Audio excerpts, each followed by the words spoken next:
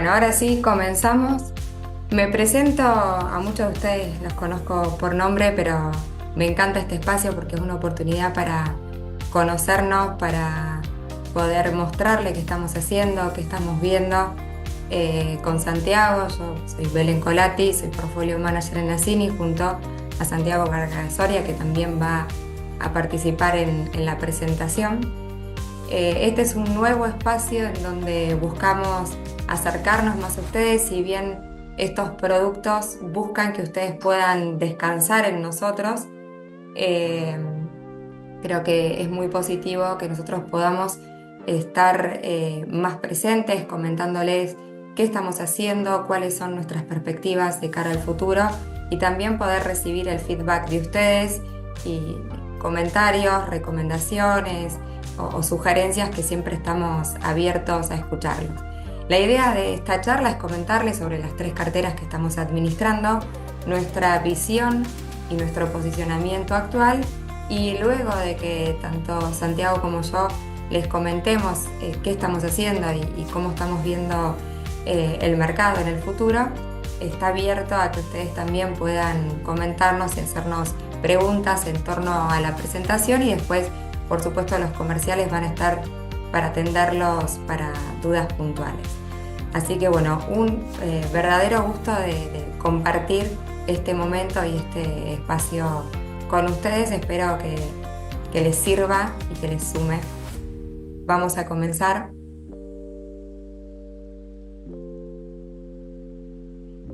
Presentándoles las 3 carteras que, como les comenté, estamos administrando. Esta primera que ven, que se llama cartera ahorro, es la cartera que tiene menos track record. Si empezamos a administrarla el año pasado, es la cartera dentro de las discrecionales con un perfil más conservador.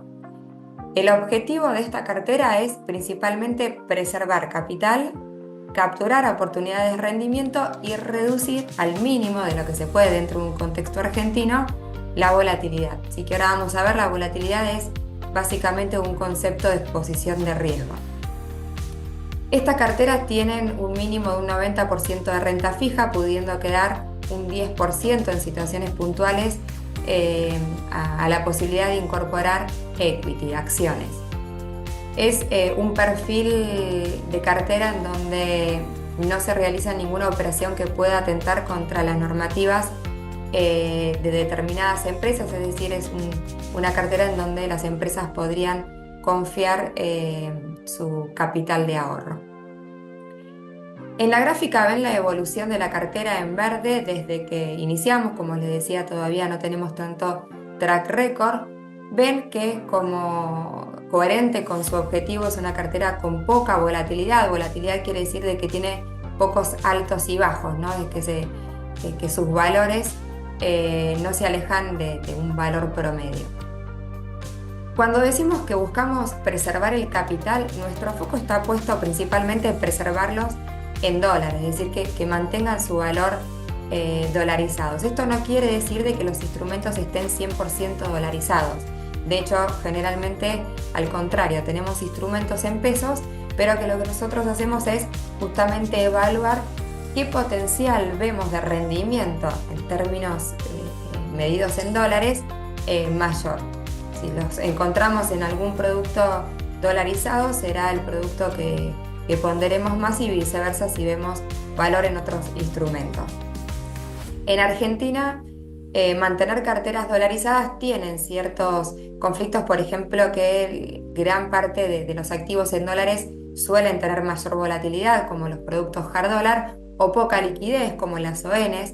Entonces, a veces mantener una cartera con benchmark dólar que mantenga cierta liquidez para poder entrar y salir sin verse castigado, o que no tenga tanta volatilidad, se torna un tanto difícil. Y no solo eso, sino que a veces las perspectivas de saltos en el tipo de cambio son menores a los rendimientos que nosotros pensamos que podemos capturar con activos en pesos, ¿sí? El famoso carry trade, y eso es lo que intentamos hacer para maximizar el rendimiento de una cartera con baja volatilidad. También el objetivo es capturar oportunidades de rendimiento. Si bien hay muchos activos en el mercado local que parecen similares, muchas veces vemos desarbitrajes en el mercado que permiten posicionarnos en uno u en otro instrumento buscando obtener un mayor beneficio.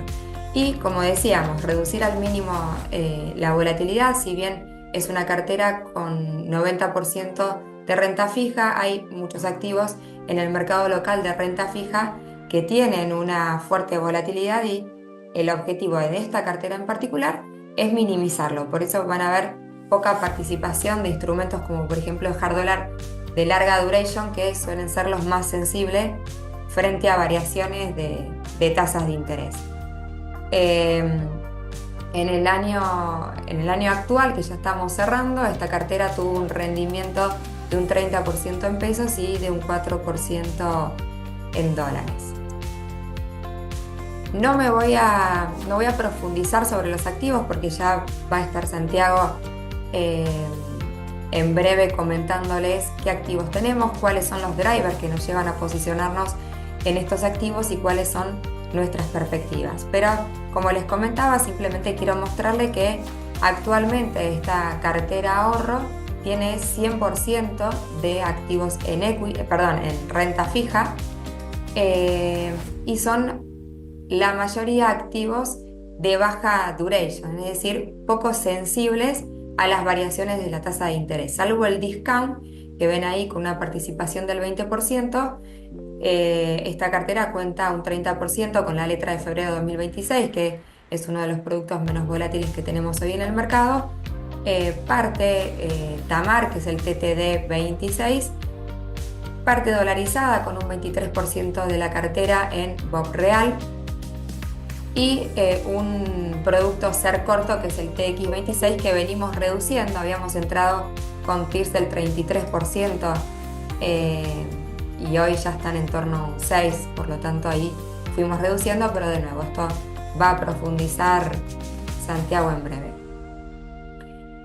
Esta cartera sí ya tenemos un poco más de track record, ya van 3 años que estamos administrando la cartera crecimiento, así que tiene un perfil moderado y acá con un objetivo en donde buscamos combinar estabilidad, crecimiento y ya incorporando para poder tener un rendimiento mayor, un riesgo mayor. La evolución de la cartera la ven en la línea puntada celeste. Acá estamos comparando con alternativas de inversión fuera de mercado, que son plazo fijo y mantener una cartera dolarizada, es decir, haber comprado dólares en el inicio de la administración. En dólares ven la línea naranja, en plazo fijo la línea amarilla. Al incorporar riesgo, obviamente lo que vamos a buscar es que estas carteras mejoren los rendimientos de estas dos alternativas.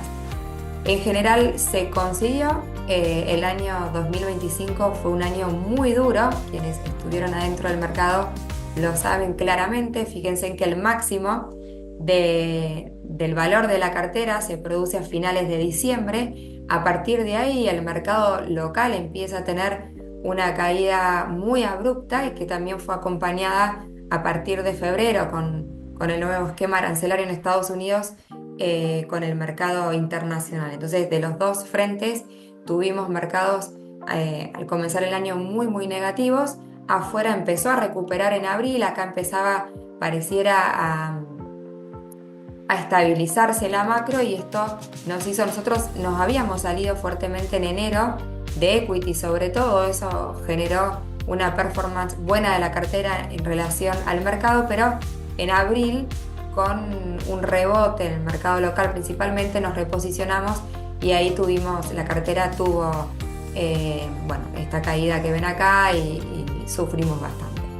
Ahora de nuevo volvimos a reposicionarnos, ya la cartera empieza a recuperar y ahora creemos que ya volvimos a igualar, estuvimos prácticamente en los mismos niveles del plazo fijo, que obviamente este no es el objetivo, pero ahora vamos a ver que justamente el riesgo implica esto, ¿no? Es decir, buscar mayores rendimientos estando dispuesto a exponernos a estos niveles de riesgo. Entonces, esta cartera moderada tuvo muy buenos rendimientos, 23 y 24, en dólares 22 para el año 23, 53 para el año 24 y ahora, si bien venimos recuperando, todavía medidos en dólares estamos negativos en un 17%. ¿Sí? Como les decía, la medición del 2025 es un poco compleja porque justamente el mercado toca el máximo a principios de enero. ¿Sí? En pesos ya recuperamos, estamos en términos positivos, pero obviamente tanto medido contra inflación y contra dólar, todavía nos queda camino por recuperar. La participación de esta cartera es hasta un 50% en equity. Hay momentos puntuales donde podemos superar cuando vemos, de hecho, cuando tuvimos esta primer recuperación del equity local, nosotros habíamos superado este nivel de 50% para poder subirnos a este upside del mercado local. Ahora se frenó, hay algunas incertidumbres y por lo tanto empezamos a reducir. Hoy estamos con un 44% de equity y un 56% en renta fija. Pero fíjense que dentro de equity ya incorporamos mercado externo, ¿sí? Empezamos a reducir el posicionamiento local. No, de nuevo, quiero dejarlo a Santiago en esta parte que profundice, simplemente comentarles cuál es la idea del objetivo de esta cartera, ¿sí? Que es ya incorporar niveles de riesgo con activos de equity local, equity internacional y también en lo que hace a renta fija, ya ahí sí empezamos a incorporar instrumentos con más duration, ¿sí? Con más sensibilidad frente a las variaciones de las tasas de interés, ¿sí? Como por ejemplo la letra de abril de 2027, que si bien es una letra, al tener mayor duración es más sensible a cualquier variación que podamos llegar a tener en la tasa. Que sea sensible quiere decir que si baja la tasa tendrá un rendimiento positivo, que es nuestra expectativa, ¿sí? Lo que el mercado está esperando es que haya una compresión de tasas, pero si suben las tasas son instrumentos que van a sufrir más que, por ejemplo, la letra que vimos en nuestra cartera ahorro. Finalmente, la cartera expansión, ¿sí? O high yield, es la cartera que tiene mayor exposición a equities y un 80% de equity y un 20%, estos son las políticas de inversión que después podemos reducir cuando vemos a lo mejor que tenemos que tomar ganancias o que no tenemos que tener tanta exposición a equity. Esta cartera está diseñada para inversores ya que buscan maximizar crecimiento de capital y que están dispuestos a asumir un nivel de riesgo mayor. Fíjense en los resultados en el cuadro de abajo que se ve claramente, donde los rendimientos 2023 fueron 44% en dólares, 24, 65% en dólares, pero hoy es la cartera que más está sufriendo, ¿sí? Con una caída en dólares medida de nuevo desde enero del 2025 en un 21%.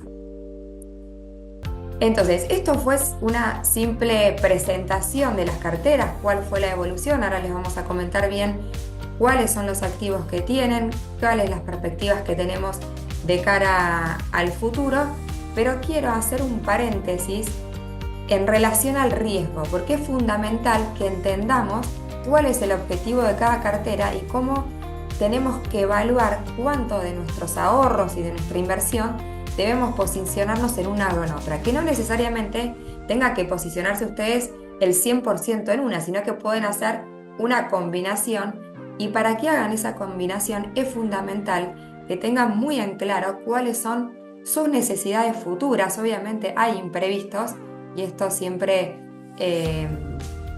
tiene que ponderarse, pero más allá de esos imprevistos es fundamental que definamos nuestra inversión, nuestra ponderación entre las distintas carteras o activos separados en función de cuáles nuestras proyecciones de flujos de fondos, y ahora vamos a ver por qué, y nuestra aversión al riesgo. Nosotros con las carteras discrecionales queremos que ustedes se sientan confiados y que puedan relajar estas decisiones en nosotros. Entonces, conocerse y entender cuál es la tolerancia al riesgo es fundamental para que estas herramientas sean para ustedes una solución y no un dolor de cabeza, ¿sí? Entonces, esa percepción que ustedes tengan. A veces nos terminamos de conocer cuando empezamos a invertir, porque pensamos que tenemos una tolerancia al riesgo y después nos damos cuenta que es diferente a la que nosotros percibíamos con anterioridad. Entonces, hacer este análisis es fundamental para después no tomar decisiones erróneas. Yo quiero compartir con ustedes este gráfico que eh, creo que muestra muy claramente qué es este concepto de riesgo, ¿no? Que nosotros lo vimos, creo, en estas tres carteras que acabamos de analizar, cómo en años positivos tuvieron muy buenos rendimientos en dólares, las que mayor exposición a riesgo tenían, y sufrieron en el año negativo. Pero si vemos este gráfico, que es un gráfico de las ganancias y pérdidas del S&P desde 1976, vemos que eso que vimos en nuestras carteras en estos últimos 3 años se replica a lo largo de la historia del mercado de equity, ¿sí? Que son los activos que generalmente incorporamos para asumir riesgo en busca de mayores rendimientos. En este gráfico, los puntos blancos son las máximas pérdidas anuales que han tenido este índice de 500 acciones, donde el 40% ponderan las 7 magníficas, las 7 empresas más grandes, que son empresas que la mayoría pertenecen al sector tecnológico, ¿sí? Son las empresas growth, es decir, con mayores tasas de crecimiento, es decir, volátiles. Cuando hablamos de volatilidad, para el que no lo sepas, es variabilidad frente a un valor esperado, ¿sí? Mientras más volatilidad, mayor spread entre los valores realmente producidos y el valor esperado que suele surgir de un promedio histórico. Entonces esos puntos blancos muestran las máximas pérdidas. No sé si lo llegan a ver, pero fíjense, esta es la línea cero, y que en todos los años, en algún momento, estos índices mostraron pérdidas, ¿sí? Pérdidas no tan profundas como algunos años que vemos acá, pero otros años en donde, por ejemplo, el 2008 superó pérdidas del 40%, el 2001 con la burbuja tecnológica también tuvo pérdidas muy fuertes, acá fueron tal vez menores, pero consecutivas. Entonces, pero a pesar de eso, la mayoría de los años terminaron con ganancia, que son estos puntos naranjas, ¿sí? Por encima de la línea cero, y muchos de ellos cercanos a un 20% en dólares.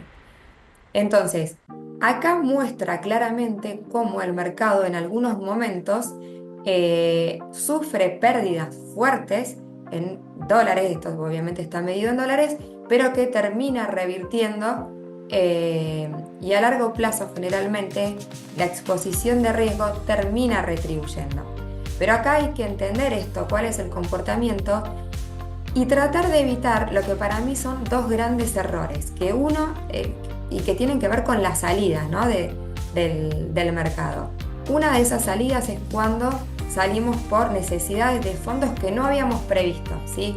El no posicionar o no elegir nuestra cartera de acuerdo a nuestro horizonte de inversión, es decir, cuándo vamos a necesitar los fondos para no tener que hacer un retiro en algún momento poco oportuno por no poder sostener la cartera en aquellos momentos que no conviene salirnos.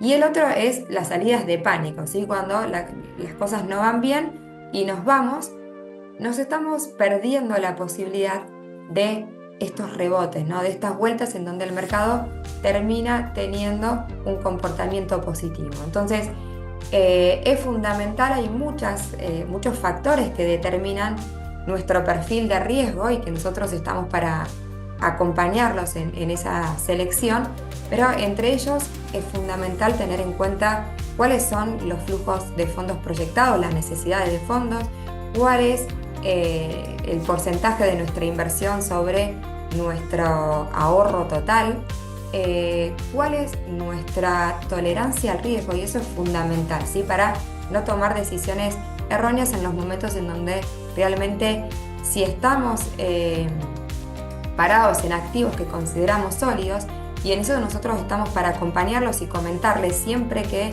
tomamos una decisión de inversión, tenemos fundamentos atrás, y obviamente después hay noticias o drivers que nos juegan en contra a las decisiones que hemos tomado, pero siempre hay un fundamento que justifique, y cuando sostenemos esos activos son porque consideramos de que tiene potencialidad de crecimiento, no porque sí, sino porque hay driver atrás que así lo dice, que ahora se los vamos a compartir y que vamos a intentar transmitir. Entonces, bueno, ahora sí me gustaría, si querés, Santi, tomar la posta, vamos a comentarles cuál es nuestra visión actual del mercado, primero local, después yo vuelvo a comentarles sobre el mercado internacional y cuáles son los desafíos y nuestras perspectivas. Dale, muchas gracias, Belén. Eh, bueno, primero que nada, buenos días para todos. Y en esta parte vamos a tratar de explicar un poco qué pasó en 2025, los principales desafíos que hubo y los principales también drivers que nos fuimos encontrando. Y por otro lado también para 2026, con qué nos podemos encontrar y qué estamos siguiendo, qué estamos mirando en el corto plazo. Así que bueno, primero para arrancar, lo más importante, también quería hacer ahí una aclaración, por ahí sirve mucho entender qué pasó este año para tratar de entender hacia dónde vamos y qué riesgos nos podemos encontrar, o sea, tratar de aprender también este año todo lo que pasó y los desafíos que podemos tener en 2026.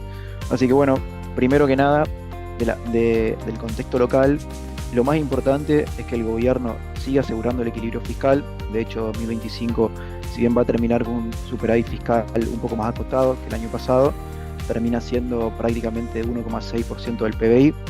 Después, por otro lado, el caso de la inflación, probablemente la mayor bandera del gobierno durante estos 2 últimos años, que prácticamente está asegurada y empieza a cambiar un poco el objetivo para 2026.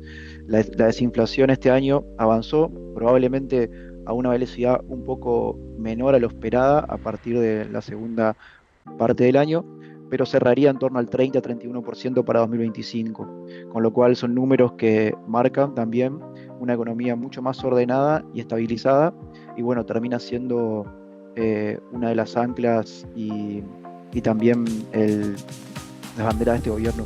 Ahí se cambió en la presentación, si me pueden ir una para atrás. No, para atrás. Ahí va, gracias. Y bueno, una más adelante ahora. Ahí está. Y bueno, respecto a la volatilidad que hubo este año, tiene que ver con, con el factor también de la salida del cepo, que a partir de abril generó cierta distorsión y también cierta incertidumbre, y con sus efectos también respecto a actividad. Prácticamente a partir de marzo a abril el mercado empezó a descontar un cierto cambio de esquema cambiario, que terminó siendo así, que terminó siendo la salida del cepo, con lo cual tanto la actividad como la inflación se vieron resentidas por ese contexto, pero también fue uno de los logros y el aspecto positivo.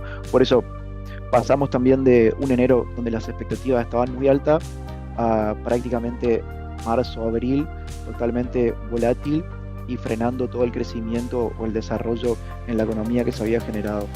A partir de ahí, en el medio también sucede lo de tarifas, que ahora después seguramente lo va a profundizar Belén, que también trajo volatilidad al mercado y fue condicionando justamente los rendimientos de los índices en general.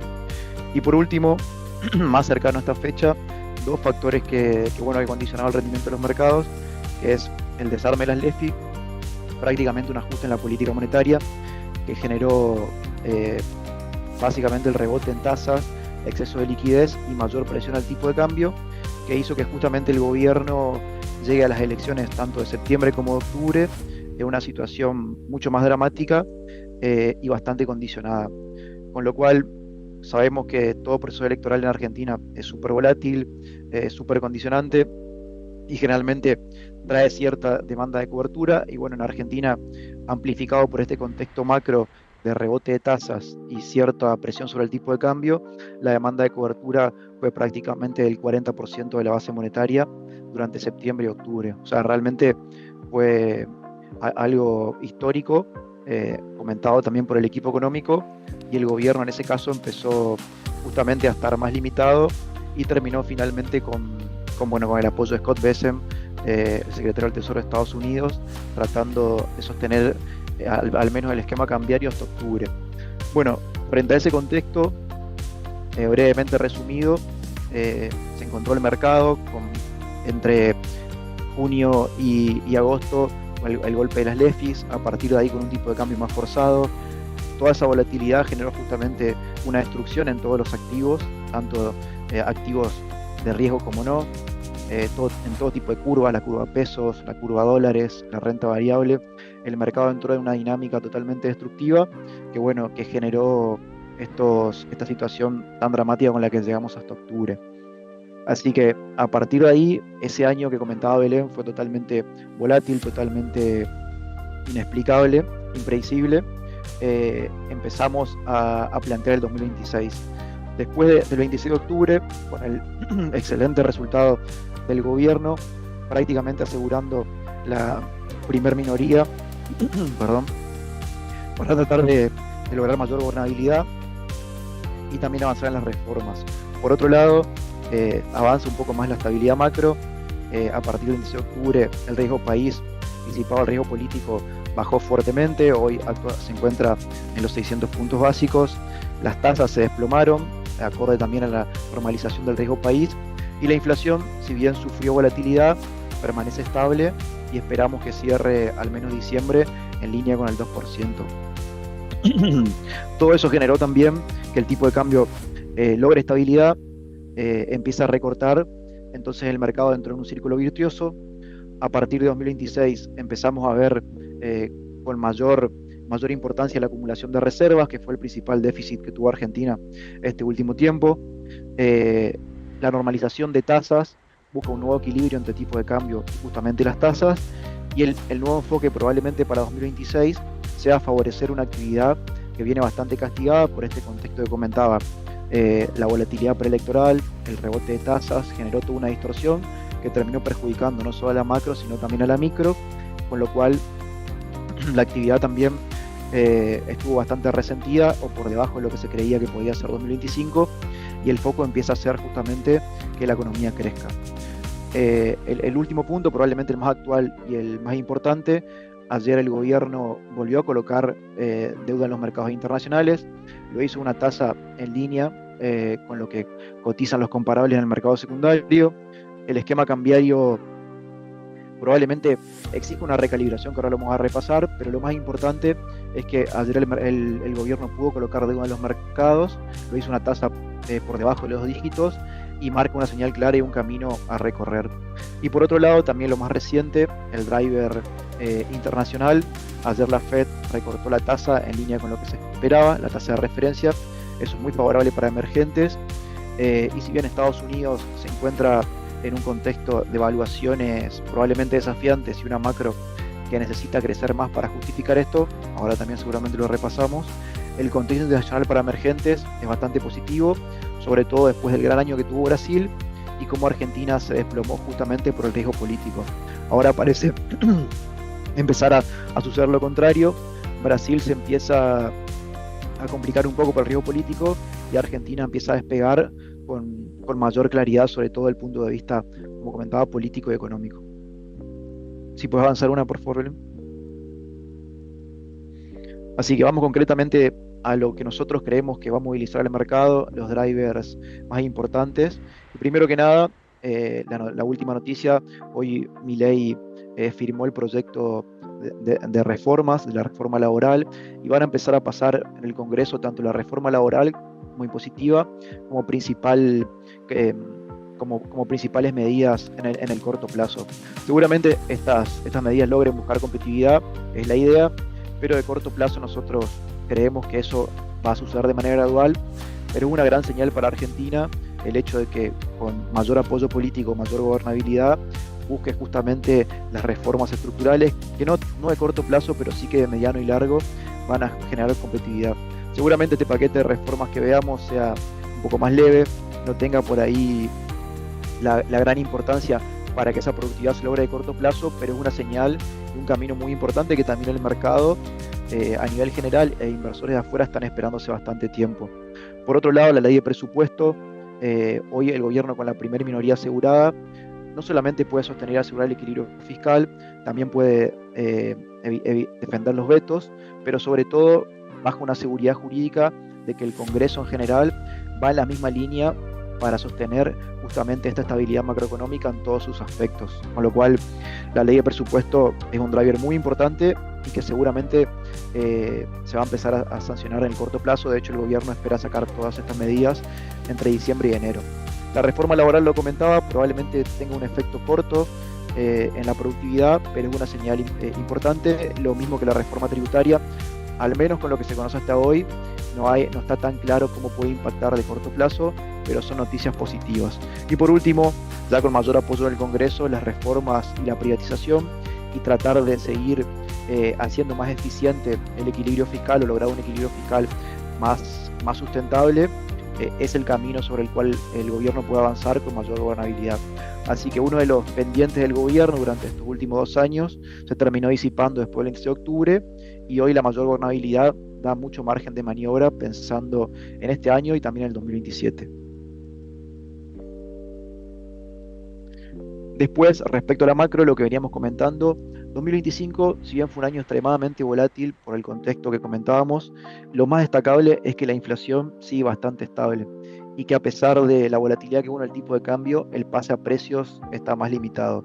Eso tiene que ver con que justamente gran parte del ajuste en los precios relativos y con una economía mucho más ordenada favorece que la inflación continúe a la baja. Hoy hay gran dificultad, sobre todo por el contexto político y la volatilidad que hubo en el tipo de cambio, para romper ese 2%, pero somos bastante optimistas respecto a la inflación, pero también creemos que el mercado de esto se lo tiene incorporado en precios, lo tiene bastante normalizado, así que no hay gran sorpresa sobre esto y es más bien una buena costumbre, y pasamos a tener preocupaciones más importantes. En base a eso, seguramente los salarios en 2026 y lo que queda este año sigan recuperando y estén levemente por encima de la inflación. Respecto a las tasas, lo que comentaba de lo más importante, sobre todo para la actividad, porque es lo que tracciona la economía, lo que tracciona el crédito y golpeó fuertemente a la micro entre septiembre y octubre.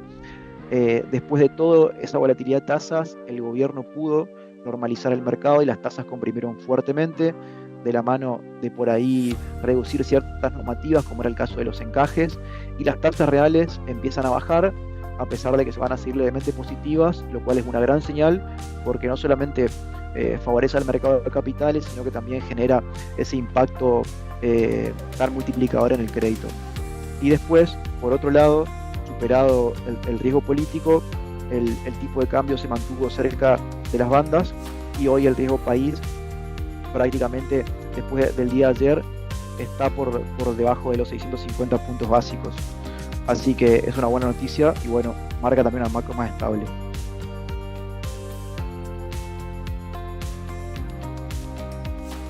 Después, probablemente la actividad, que es el factor o la variable más pendiente y que más está en el debe, favorecida justamente por este contexto de tasas, a buscar un nuevo rebote. Durante 2025 la actividad tuvo un comportamiento bastante heterogéneo, simplemente fue liderado por oil and gas, por el agro y por la minería, una parte del consumo, pero tuvo grandes sectores perdedores como fue la construcción, el turismo y la industria. Frente a eso, el gobierno empieza a cambiar un poco el foco y a priorizar un poco más actividad en lugar de inflación. Y en ese contexto se espera que 2026 sea un mejor año, favorecido por la estabilidad macro, por la normalización de tasas y por también una política monetaria un poco menos restrictiva que va a favorecer justamente el rebote, con lo cual nosotros somos bastante optimistas. De hecho, en el quiebre volátil que tuvo el gobierno en septiembre, el EMAE creció, y acá vemos cómo los indicadores de alta frecuencia para la actividad, si bien hoy están mixtos, son heterogéneos, empiezan a marcar datos verdes en medida, con lo cual el objetivo para 2026 es que ese crecimiento sea homogéneo. Y bueno, después el drive más importante y probablemente lo que más preocupa al mercado y que preocupa al gobierno sin duda son las reservas. Como comentaba, durante este año el gobierno prácticamente no pudo acumular reservas por estos factores. Después de la salida del cepo pudo volver a acumular ciertos dólares, pero eso duró poco. Después de la volatilidad que hubo con las LEFIs, con el desarme de LEFIs y el contexto político desafiante, el riesgo político, el gobierno prácticamente fue vendedor de reservas y no pudo cumplir el objetivo, que era capitalizar al Banco Central. hoy bastante lejos de las metas con el FMI. El objetivo primordial y la señal principal que necesita el gobierno para tratar de bajar riesgo país es acumular reservas. En contra que tenemos, bueno, justamente el nivel de las reservas netas y la falta de credibilidad histórica que tiene Argentina. Eso justamente complica que Argentina pueda recortar el spread que hay con los comparables en la TAM.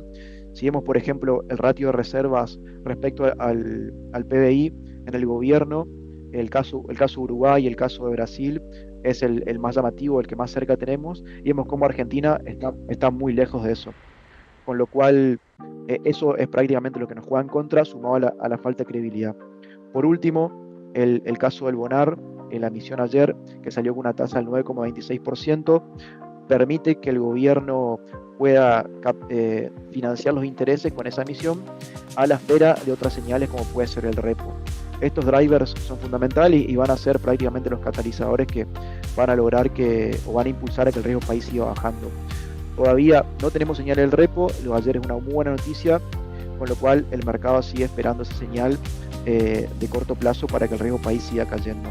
Caputo también comentaba en las últimas semanas que ellos no esperan utilizar las reservas netas, que están bastante negativas hoy, para los vencimientos de enero, que son prácticamente 4 billones 200, y que sí van hacia una acumulación de reservas en 2026, pero a través de la remonetización. Es decir, el gobierno espera acumular reservas de acuerdo a la demanda de pesos. En la medida que la demanda de pesos convalide esa acumulación de reservas, el gobierno va a comprar, y de lo contrario no lo van a hacer para no dejar pesos excedentes. Pero sí hay un cambio de discurso importante, es que prácticamente el gobierno apunta 2026 a resolver este gran problema que tuvo en 2025, que es la acumulación de reservas. Bueno, si puedes avanzar más breve. Respecto a eso, tenemos ese trilema que caracterizó bastante el último tiempo de la economía argentina, que es entre bajar la inflación, tratar de crecer, y que el sector externo, que el frente externo esté equilibrado. Esto último solamente tuvo éxito, como sabemos, la inflación, y los pendientes justamente son actividad, crecimiento y acumulación de reservas. Hoy el mercado prácticamente te pide que acumules reservas, que enfoques en el crecimiento a costa probablemente de una mayor inflación o un tipo de cambio, con lo cual el gobierno parece no ir por esa dirección, pero sí cambia el discurso de acumular reservas a través de la remonetización que comentaba antes. El objetivo, también lo comentaba el equipo económico, es hacerlo a través de la cuenta financiera y dejar de lado la cuenta corriente, que era una de las alternativas que también pedía el gobierno. Con lo cual ese equilibrio, si seguimos sosteniendo este esquema cambiario, parece bastante acotado, porque el techo de la banda del tipo de cambio oficial está bastante cerca, y si hubiera un shock externo, vamos a estar bastante complicados, testeando la banda seguramente, y por otro lado, el margen para acumular reservas es corto. Con lo cual, un gran driver para esto sería sin duda ajustar el crawling, es decir, el ritmo de evaluación al cual corre el techo o la banda superior del tipo de cambio oficial. Esto el mercado lo espera y le asigna un gran valor, y Caputo consideró o comentó que lo están considerando, y que seguramente ese ajuste pueda venir entre marzo y abril, ajustando un poquito la banda del 1% al 2%, que es el nivel actual al cual ajusta la banda hoy. Y por otro lado, también el gobierno deja claro que no hay un programa de compras diarias o mensuales, como son el caso, por ejemplo, de Chile, pero sí que van a acumular dólares en función de esta demanda de dinero, y que el objetivo principal para 2026, si el porcentaje de la base monetaria respecto al PBI crece, pueden sumar tranquilamente 7 billones, 10 billones para todo lo que queda del año que viene. Parece un poco desafiante con este esquema, pero bueno, el cambio de discurso y el enfoque para 2026 empieza a cambiar, ya más enfocado en acumular reservas y priorizar el crecimiento, una inflación que probablemente sea un poco más resiliente a la baja, pero que sin duda termine por debajo de lo que fue 2025 para el año que viene.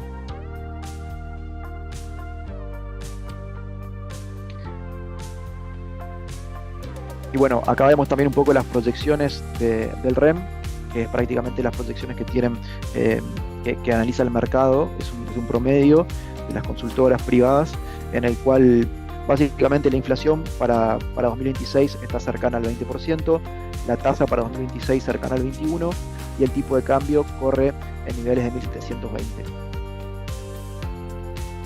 Nosotros, el escenario base que estamos contemplando es una suba aproximadamente del 25% del tipo de cambio, asumiendo alguna recalibración y logrando justamente este financiamiento, esta colocación en los mercados internacionales. Asumimos riesgo país de 450 puntos básicos por este contexto, que el gobierno va a poder colocar en los mercados, va a salir a refinanciar los vencimientos, como el caso de ayer. Una inflación por debajo del tipo de cambio del 20%. Caputo comentaba que ellos inclusive trabajaban con el 17%, y salarios por encima rondando los 23-24%, con el cual el poder de compra en términos reales debería rebotar. Las tasas un poquito por debajo, un poquito por encima de lo que espera el REN, pero casi en línea, más cerca del 22%, y la actividad más cerca del 4,6%, asumiendo ese crecimiento homogéneo que comentaba. Las reformas, también las proyecciones que tenemos, es que si eso se da, la competitividad va a demorar un poco, pero bueno, son señales positivas. No creemos que de corto plazo las reformas sean extraordinarias como si se espera, pero es un dato positivo. Y probablemente, según lo que comentaba Caputo, ¿no?, que si el porcentaje de la base monetaria respecto al PBI avanza del 4 al 6%, tranquilamente podrían superar inclusive los 10.000 millones de dólares en acumulación de reservas, por lo cual parece bastante optimista, pero es un escenario que se plantea. Así que, yendo a eso concretamente, para aclarar un poco lo que tenemos en cartera, lo que venía comentando Belén. Primero y principal, hay que tener en cuenta que el mercado de renta fija en Argentina es súper volátil, y además por el poco volumen, o al ser un mercado chico, prácticamente cambia semana a semana, ni hablar con este contexto. De hecho, un claro ejemplo de eso es lo que comentaba Belén. Los bonos SER previo a las elecciones rendían firmas de 30, hoy rinden prácticamente un 9, un 8% esa parte larga, con lo cual esta visión puede cambiar semana a semana, y nosotros justamente en las carteras administradas tratamos de estar activamente bajo estas variables y estos drivers. Pero principalmente la tasa fija, al menos de corto plazo, somos optimistas, sobre todo para el cash management. Después, si uno quisiera buscar algo más agresivo, la parte larga con el T30-7, que es lo que tenemos en cartera, viene muy bien. Y hay que tener en cuenta una cosa de esto, es que la última semana, después de los ajustes en las normativas que hubo, hizo que las tasas comprimieran fuertemente, que la liquidez de los money markets pase justamente a instrumentos un poco más largos, como los temas 1, y dentro de esos temas 1, lógicamente, el flujo pone un poco más caro a toda tasa fija en general. Pero bueno, de corto plazo somos optimistas, y ahora vamos a repasar cada uno. El caso del SER, un poco más neutral. Nosotros para el cash management hoy priorizamos tasa fija, que era lo que comentaba Belén al principio, pero si uno quisiera hacer y tener cobertura respecto a inflación, en el escenario en el cual la inflación probablemente sea mayor a las implícitas que están descontando el mercado hoy, en línea con el 1,9, 1,8, SER 27-28 parece ser lo mejor. Hoy el SER 26 al día de ayer se puso un poco más interesante, y después probablemente para bonos más largos, hoy las forward no justifican, y la comparación respecto a la curva hard dólar tampoco, pero el ICP es de nuestros bonos favoritos, que obviamente hoy lo estamos holdeando después de la comprensión que tuvo. Dólar Link, de corto plazo somos pesimistas porque prácticamente no existe flujo. En ese caso, la cobertura con Bopreal va a andar mucho mejor, y tiene que ver con que prácticamente el timing de este tipo de instrumento se puede poner un poco pesado, sobre todo por las perspectivas que hay respecto a cómo el tipo de cambio puede seguir estable e inclusive seguir apreciándose. Duales, nosotros somos bastante neutrales, a pesar de las break-even. Los duales anduvieron bastante bien, pero similar a la tasa fija, en la última semana comprimieron un montón. Y hard dólar somos muy optimistas, tanto la parte del corta ley local como la parte larga, más después de esta emisión que hubo ayer. Y bueno, y por último el Merval, nosotros creemos que es el asset class en particular que más upside tiene y que más se va a beneficiar de corto plazo de todo este contexto. Acá vemos, bueno, los niveles break-even de carry trade, con el cual vemos también, después de la comprensión que hubo esta última semana, el carry está bastante desafiante, bastante complicado de corto plazo, pero que sin duda hay oportunidades. Me parece que bueno, que el T30-7, que es lo que tenemos en cartera, viene captando muy bien eso, y con lo cual seguramente se ponga un poco más caro. Así que misma situación con el TTM. Hoy prácticamente son activos que es para sostener, y no para sobreponderar después de la comprensión que tuvieron en las últimas semanas, favorecidos por este contexto de estabilidad cambiaria y comprensión de tasas que hubo a nivel general en la curva de pesos. Después, temas soberanos, lo que comentaba al principio. Hoy el principal driver es la acumulación de reservas, con lo cual la aprobación del presupuesto, las reformas y una probable ampliación de la banda cambiaria, si es que se termina dando, van a profundizar justamente el rally que vienen teniendo el soberano hard dólar. En ese caso, el GD41 y el GD38 para ley extranjera son nuestros preferidos, lo mismo la ley local. La colocación del BONAR va a potenciar esto, el repo con bancos que seguramente se va a confirmar para cubrir los vencimientos o alguna otra alternativa de financiamiento, son los catalizadores que pueden impulsar el riesgo país por debajo de los 500 puntos. En ese caso, los soberanos hard dollar van a andar muy bien, y el riesgo lógicamente que hay es que este proceso se complique, que se ponga un flat y que el contexto emergente se ponga un poco más pesado, es decir, el contexto internacional. Pero bueno, de fondo somos bastante optimistas con este asset class en particular. Y por último, bueno, de la parte de renta fija, en la parte cash management, hoy lo comentábamos nosotros, estamos bastante colocados en la LECAP de febrero. Obviamente se benefició mucho la semana pasada, con lo cual hoy no digo que se ponga cara, pero sí que no es para sobreponderar, y en ese caso la LECER empieza a aparecer como una buena opción, sobre todo la que va a emitir hoy el Tesoro a mayo. Para el manejo de liquidez va a andar muy bien, y por otro lado las implícitas ahí en inflación estén un poco optimistas respecto al desafío que pueden tener para los primeros meses, sobre todo de 2026. Después, la postura más agresiva, lo que comentaba, el D30A7 nos gusta mucho, sostenemos.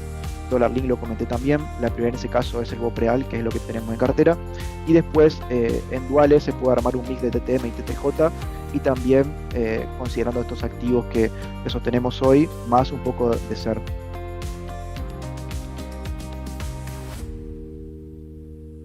Y bueno, lo que comentaba de SER, hoy los break-even de inflación parece bastante optimistas, pero bueno, creemos que eso puede andar muy bien y dar cobertura. En ese caso, el SER 27 y 28 y el DCP son nuestros preferidos. Y por último, para la renta variable, nosotros creemos que el Merval es el asset class, como digo, que más upside tiene. El sector de energía es probablemente el sector más defensivo, que es el que mayor proyecciones tiene, y con el desafío que tiene de concretar eso en múltiplos, pero de fondo una macro más ordenada favorece este contexto. Reguladas nos gusta mucho, tuvieron un rally excelente, o sea, no lucen tan baratas, pero tienen un excelente potencial. Y por último, bancos, después de haber sido castigados este último trimestre por todo el contexto que comentamos previamente, con márgenes muy castigados, empezaron a marcar un rebote teniendo en cuenta lo que puede ser el nivel de actividad para 2026. Frente a eso, el Merval parece hoy esperando destrabar nuevos niveles de riesgo país, y en esa pequeña simulación que tenemos en cuenta, unos niveles de riesgo país de 500 puntos prácticamente destraban 2.400, 2.300 dólares para el Merval, y los 450 puntos sin duda romper el máximo de enero, que es el objetivo o el que nos planteamos y el target que seguimos de cerca.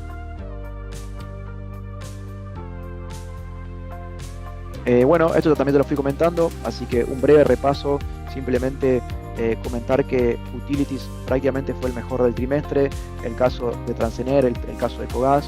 En Oil and Gas, nosotros, como decimos por ahí, el sector más defensivo, el más sólido, con mejores márgenes, se sigue mejorando la eficiencia en costos, y creo que una macro más estabilizada va a favorecer eso. En este caso YPF y Vista es lo que más nos gusta, y el caso de Pampa, por ahí una compañía un poco más defensiva, más sólida y con desempeño firme en energía eléctrica, generación eléctrica, nos gusta bastante, así que es lo que más o menos estuvimos sosteniendo este último tiempo. Si puedes avanzar un poco, Belén.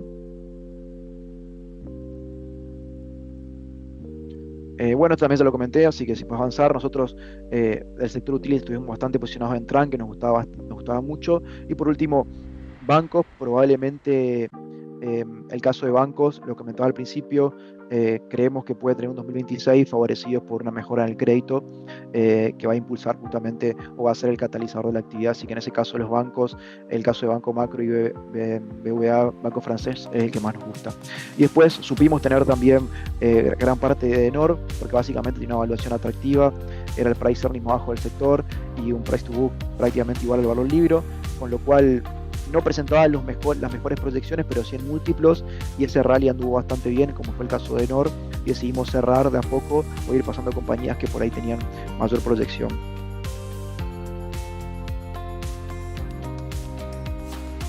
Bueno, el caso de Pampa también se lo comentaba, así que creo que con eso estamos. Ahí te dejo la parte internacional, Belén.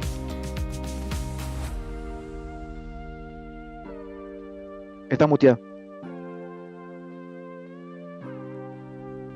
Ahí estamos. Continuamos ya para terminar con un breve repaso de qué está ocurriendo, qué ocurrió y qué está ocurriendo en el mercado internacional, porque impacta obviamente tanto directamente en los instrumentos que tenemos a través de los CDR como indirectamente, ¿no? Porque termina definiendo el flujo y el apetito al riesgo y por lo tanto impulsando o presionando los papeles locales. Em, Hubo tres puntos que signaron al 2025. Primero, ya lo comentó Santiago, el nuevo esquema arancelario a finales de febrero en Estados Unidos, que a principios de abril hubo anuncios de posibles nuevos aranceles, que eso generaron una caída muy fuerte del mercado. Luego, con acuerdos, eso se fue estabilizando y el rally fue también muy abrupto a partir de abril. Esto generó muchas dudas en torno a la desaceleración que puede tener en la economía no solo americana, sino a nivel mundial y cómo se van a definir todos estos acuerdos y quiénes van a ser los ganadores y perdedores. Fue un año en donde estuvo muy marcado y generó mucha volatilidad este nuevo driver. El segundo punto, en relación a tasas, la puja que hubo entre Powell y Trump entre bajar o no bajar las tasas. Ayer tuvimos la buena noticia de que, bueno, como el mercado esperaba, de que se bajaran los 25 puntos básicos que se estaba esperando, pero bueno, viene Trump presionando fuertemente a que esto continúe y se profundice, y Powell resistente. Esto en algunos momentos generó también mucho ruido en el mercado porque Powell es bastante más conservador en este aspecto y tiene como objetivo y cuida también, ¿no?, los niveles de inflación, que si bien se desaceleraron todavía están lejos de cumplir con el objetivo del 2% de la Fed, y por lo tanto es bastante más reticente a recortar tasas. Esto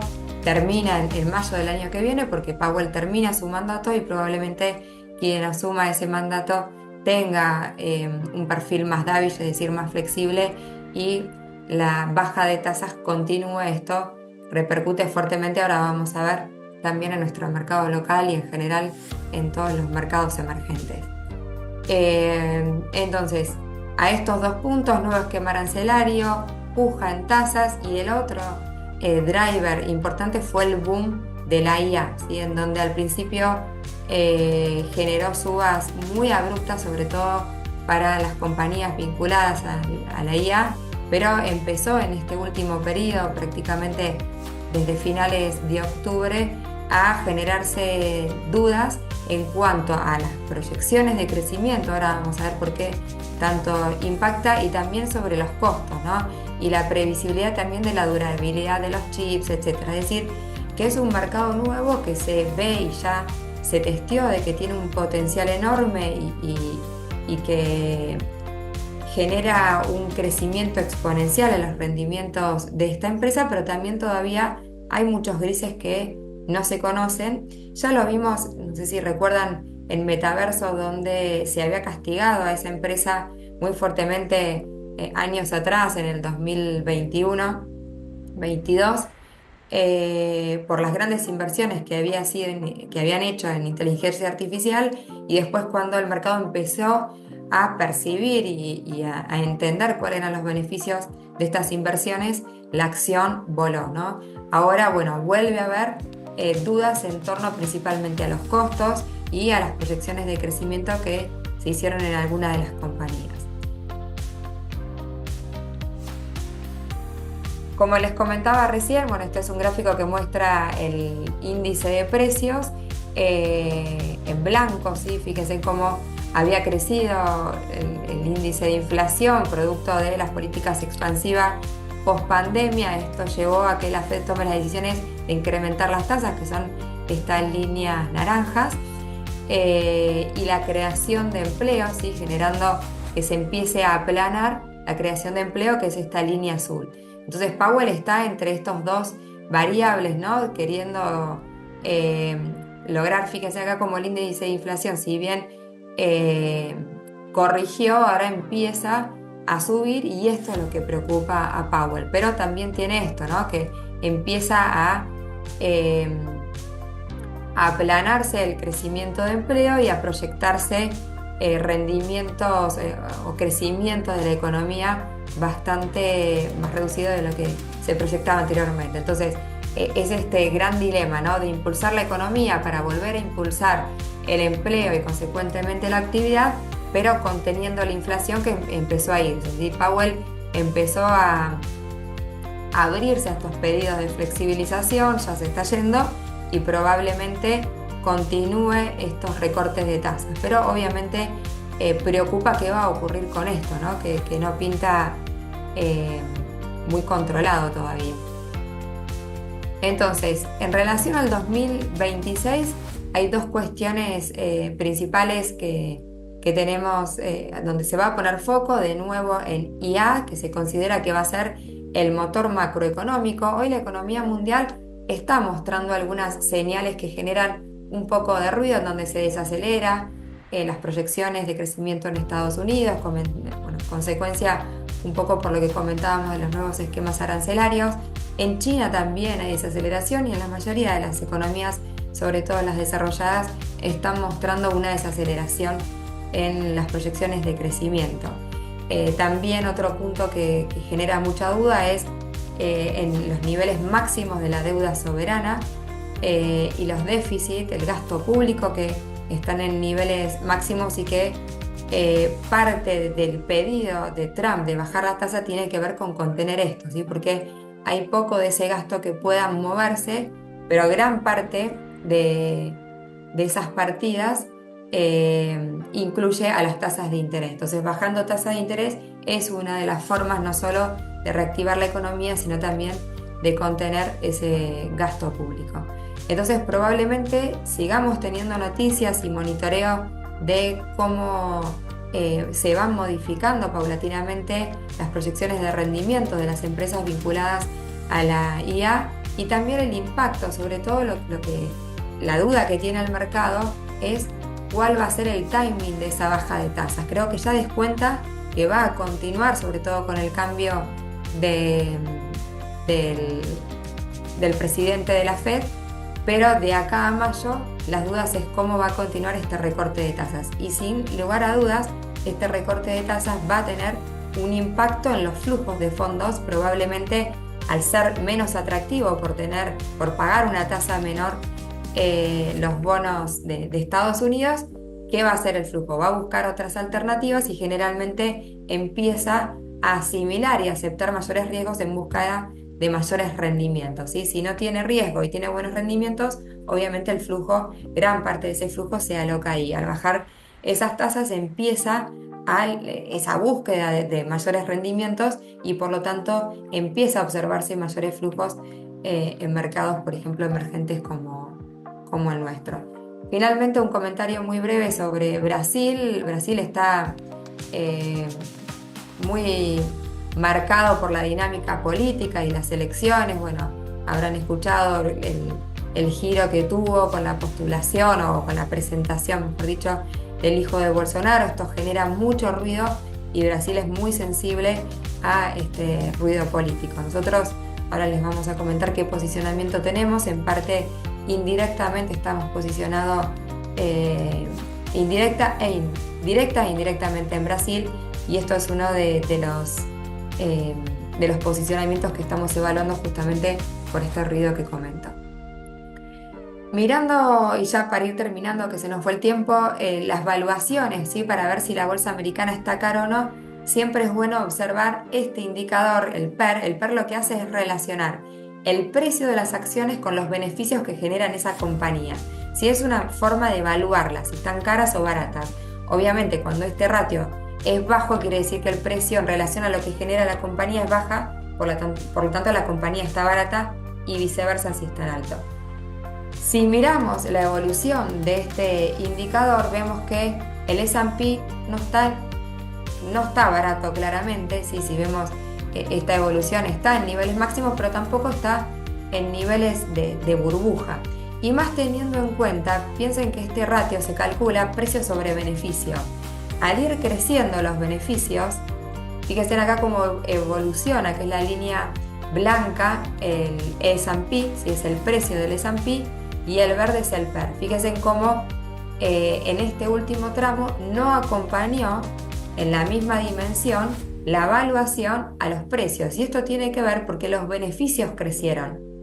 Entonces, si bien los ratios de evaluaciones no están extremadamente bajos y algunos lo señalan como caro, creo que tenemos que tener presente que los rendimientos de las compañías, sobre todo de las que más ponderan al índice del S&P, han crecido exponencialmente y eso explica en gran parte por qué las valuaciones están en estos niveles. Entonces, no vemos, si bien las consideramos extremadamente baratas, no creemos que esté en niveles preocupantes. Fíjense cómo el beneficio por acción se ha ido incrementando. Esto es el amarillo cuarto trimestre del 22, el violeta del 23, 24 y el rojo del 25. ¿Sí? Esto es el beneficio por acción que se ha ido incrementando. Estas son las estimaciones de año a año y esto explica por qué justamente el S&P puede subir sin que las valuaciones acompañen directamente proporcional. Entonces, hay una explicación de estas valuaciones y creo que hay sustento sobre la potencialidad del mercado de seguir teniendo upside.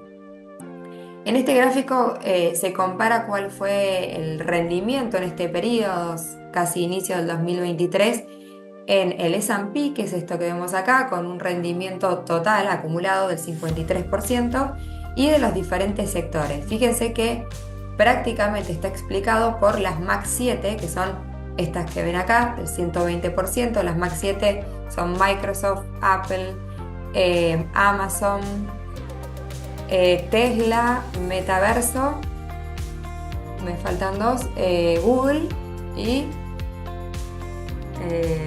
¿cuál no dije? Nvidia, una de las que más subió. Entonces, ¿qué pasa? Si bien el mercado tuvo, y si miramos el gráfico del S&P, parece que tuvo una suba vertiginosa, en realidad pocas acciones explican esta suba.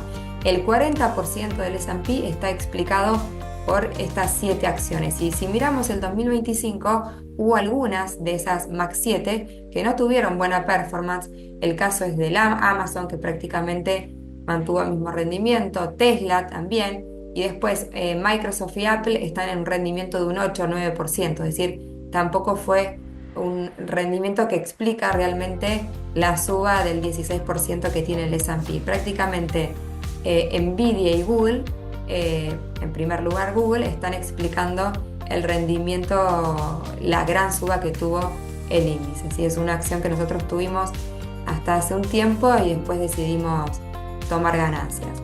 Entonces, esto nos lleva a preguntarnos si realmente esas MAC 7 que vemos ahí pueden estar generando una nueva burbuja, como vimos ¿sí? ya en el 2001, en la crisis de las .com, y si hay oportunidad en los otros sectores que vemos acá que están muy rezagados y que inclusive vienen teniendo muchos de ellos rendimientos negativos.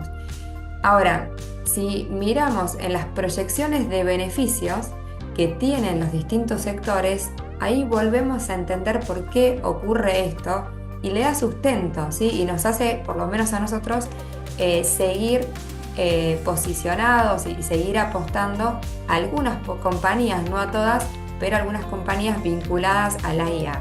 Fíjense en estas proyecciones de beneficios, como muchas de ellas, esta es las estimaciones para el año 2026, cómo fueron fluctuando y muchos de estos sectores, como por ejemplo, fíjense en el energético, esto tiene que ver mucho con la desaceleración del crecimiento económico a nivel mundial que comentábamos antes.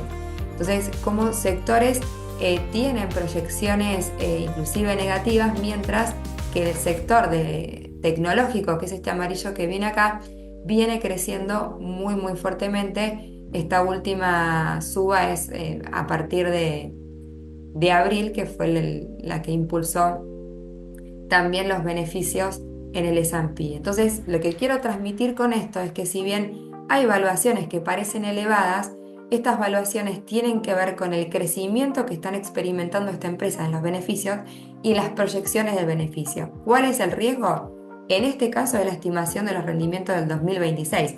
El riesgo es que estemos errando, no nosotros, sino las grandes compañías que se ocupan a estimar los beneficios futuros de estas compañías y que realmente empiecen a haber sorpresas en este sentido entre lo proyectado y lo que realmente empiecen a mostrar las compañías. Por ahora, los balances vienen inclusive superando las expectativas del mercado, pero por supuesto ahí existe riesgo.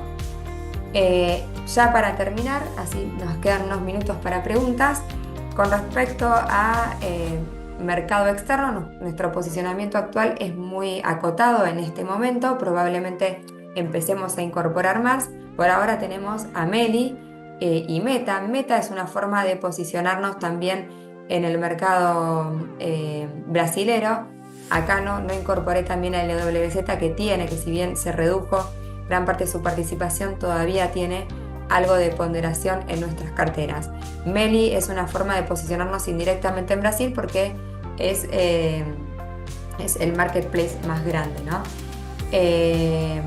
Pero bueno, todo este ruido político que nosotros consideramos que probablemente pasado este ruido Brasil vuelva a repuntar, pero obviamente no nos deja demasiado tranquilo y estamos evaluando a ver si mantenemos o reducimos exposición a este mercado. Si bien en el mediano o largo plazo consideramos de que tiene upside y somos positivos en torno a Brasil, este ruido político nos genera incertidumbre del posicionamiento actual. Y finalmente metaverso dentro de las compañías, como mostraba recién IA, en donde están experimentando las mayores crecimientos a nivel realmente exponencial. Meta es una de las compañías que en ratios de evaluaciones y perspectivas de beneficios más nos gusta. En esto bueno, también los mostramos en acciones locales, en donde compara las valuaciones, las que mostraba recién, la relación del precio sobre los beneficios que genera la empresa, en este caso son proyectados. Estamos en todos sus ratios, que son estas líneas azules, por debajo de los que son sus valuaciones históricas.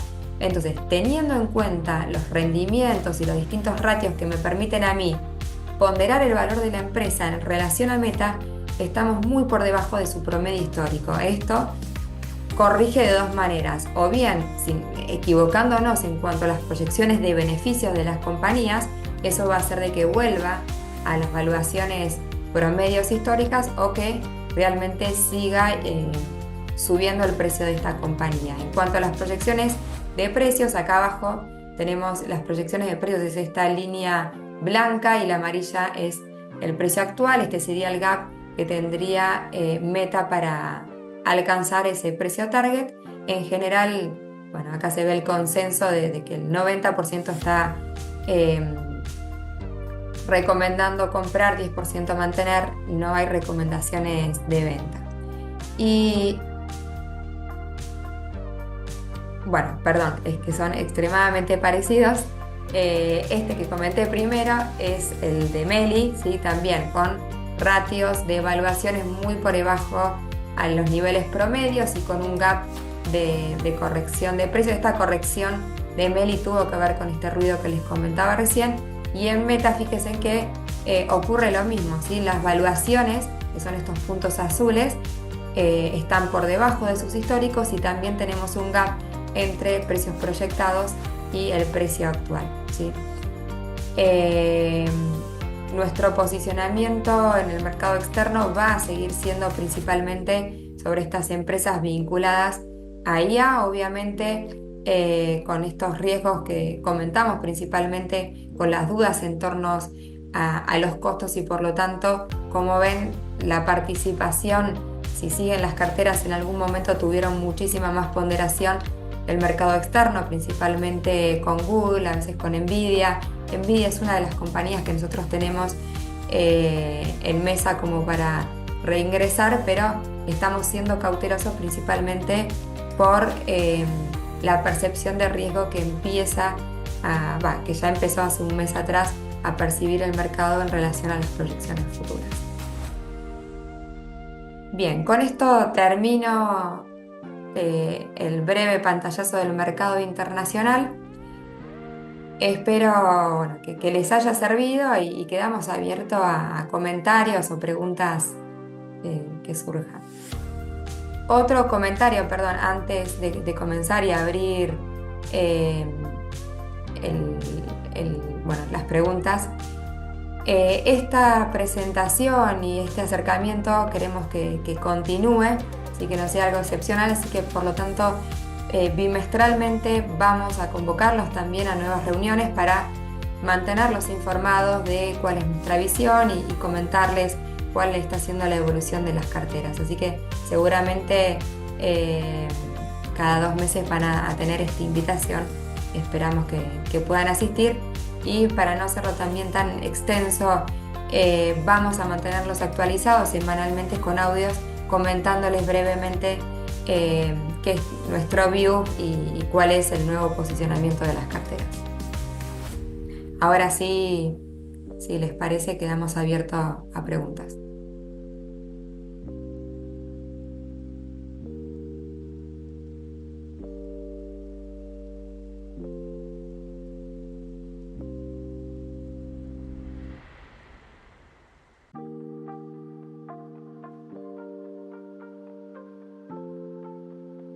Hola chicos, ¿cómo están?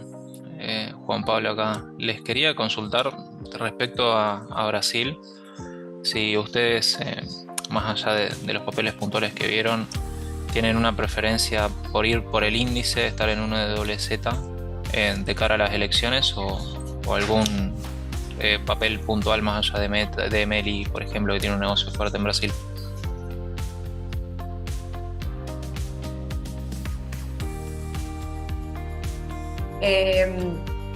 Sí, en Brasil depende del nivel de riesgo que quieras asumir.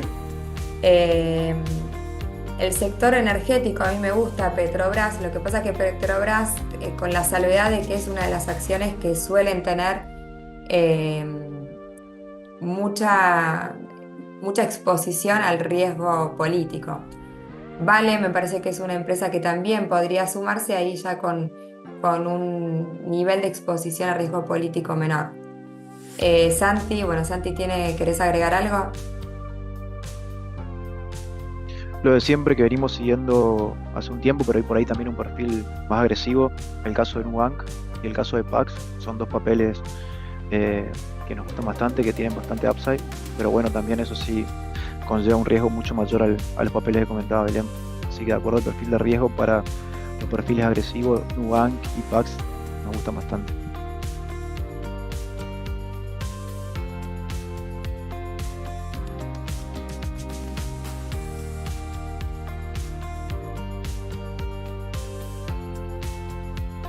¿Alguien más? ¿Pregunta, sugerencia, comentario? Bueno, espero que les haya servido, que les haya gustado este espacio. Los invitamos a que participen en los próximos y quedamos abiertos. Los comerciales van a estar también abiertos a recibir cualquier consulta.